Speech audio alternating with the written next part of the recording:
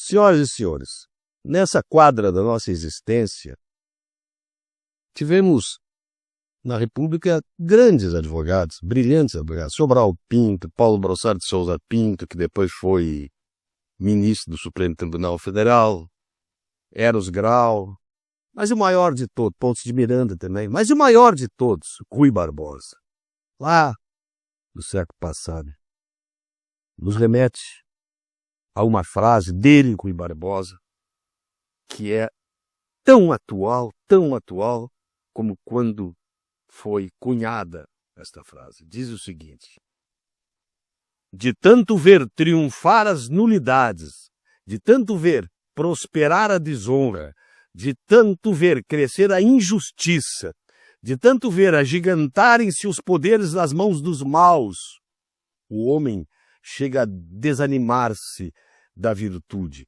a rir-se da honra e a ter vergonha de ser honesto. Isto é atual demais neste país de hoje. É impossível que não se tenha que remeter a esta quadra da nossa existência, como disse há pouco, dos nossos tribunais, do nosso poder judiciário, achicalhado, como se fosse um cartório de entrega de sentença mediante contraprestação econômica, vendas de sentença. Escândalo maior que este não há. Onde é que está a virtude? Os princípios mais elementares da dignidade humana? Aonde? Os valores, aqueles que nos fazem elevar na espiritualidade, nas coisas de Deus, pátria, família, liberdade. Que valores são tão expressivos e tão importantes que eu captulo e entrego a minha vida por estes valores. E a integridade, coisa boa, fantástica, que me faz deitar e dormir como os justos, tendo o sono dos justos.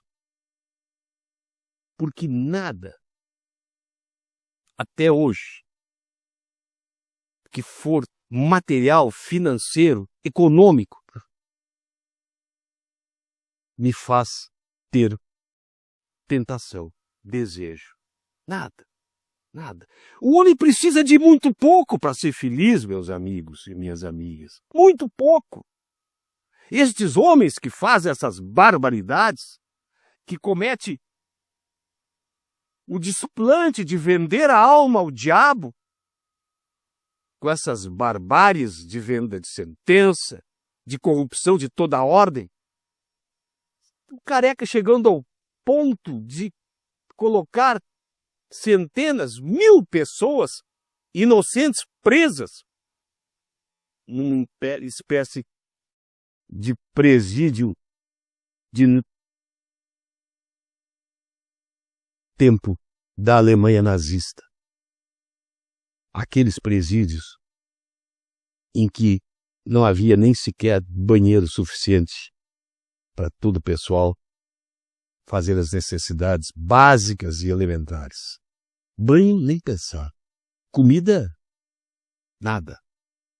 A condição que foram submetidos aqueles, chamados por eles, terroristas, de 8 de janeiro, isto foi uma vergonha que escancara aos olhos do mundo todo.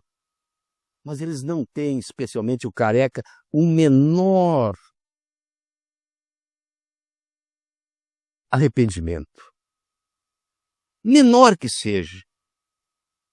E agora ele está envolvido, junto com Alessandro, junto com Dias Toffoli, junto com Gilmar Mendes, na corrupção do Banco Master.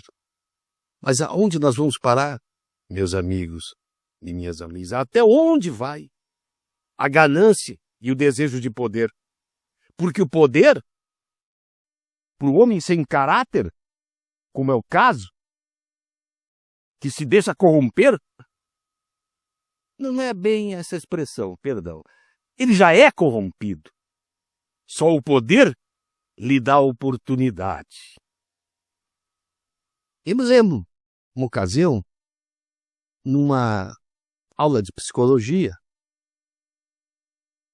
um professor na faculdade falou da síndrome do pequeno poder.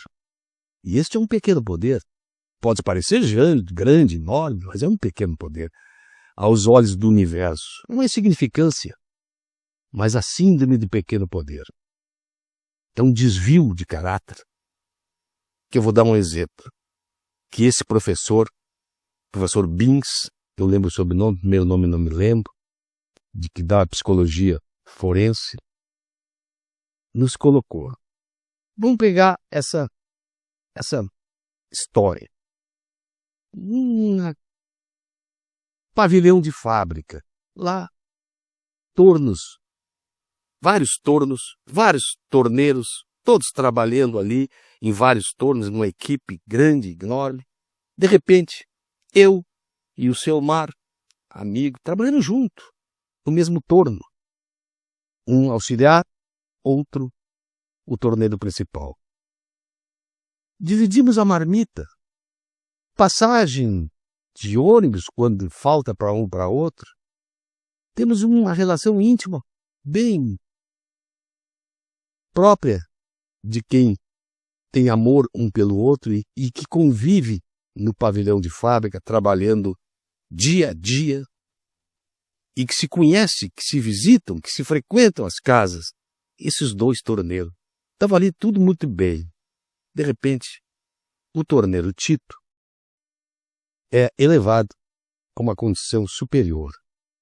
Ele passa a ser o responsável por todos os torneiros que funcionam em toda a fábrica, naquela área em que ele antes dividia com seu mar a marmita.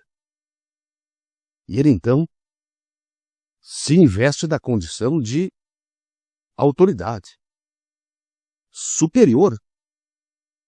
Ele não vai se inferiorizar a ninguém. E acreditem, eu pergunto, por curiosidade, a quem este que foi investido na condição de autoridade vai perseguir? A quem? Ao Selmar. Ele vai perseguir o Selmar em todas as horas. Oportunidade que tiver, ele está em cima, perseguindo o Selmar. Aquele que ele dividiu a marmita, aquele que ele dividiu passagem de ônibus e que frequentava a casa. Porque ele tem que mostrar a autoridade dele sobre aquele que lhe era igual.